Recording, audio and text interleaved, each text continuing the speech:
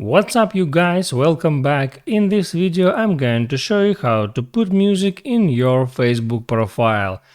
That is quite simple and easy, so let's begin. And first open up your Facebook application and after that click right there on your profile picture to get in your profile, not like that, on profile picture, and there scroll down for a bit to find this option called music. I'll select it and there tap on plus icon to bring up that menu, and here I can add some music to my profile. In order to add music to your profile, just tap on that music name and like that I simply add songs to my profile. I can tap on play button to listen to that music, and after that I can tap like that and all that music are now on my profile. And now to pin music into my Facebook profile I need to tap right there on three dots and select pin to